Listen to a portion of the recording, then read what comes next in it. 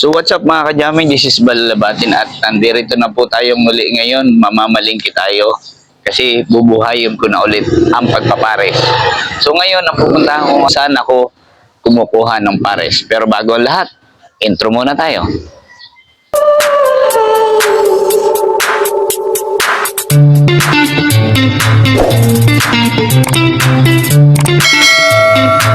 So at ngayon nga po, sakay tayo sa motor. At everyday, ibablog ko ang lahat ng mga ginagawa ko para meron kayong update kung paano ako gumawa ng pares. Okay? Salamat at sana patuloy niyo ako subaybayan.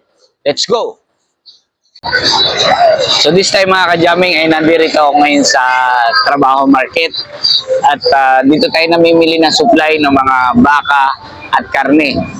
So, tingnan niyo kung ano yung nasa sa loob at kung ano yung mga pwedeng supply na pwede nating mabili dito. So, mga kajaming, dito ako kumukuha ng mga karne. Dito, marami dito. Mura lang dito ang beef. Ito. Tapos dito rin ako kumukuha ng mga balat. May mga tuwalya rin dito. Tapos, batok. Kompleto rin dito batok.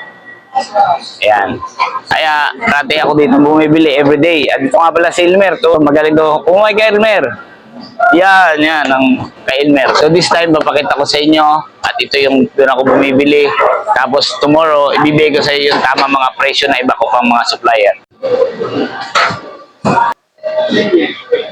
Pagkatapos ko mabili, dito ka na rin magpapahiwa kay brother. Kapatid ko sa Guardian. So, bibigyan mo na siyempre ng pangkape para naman sipahin paghiwa. Diba? Ganun yun. And so mga kajaming, tapos na tayo mamili. At kung nagustuhan mo ang video na to, please like and share.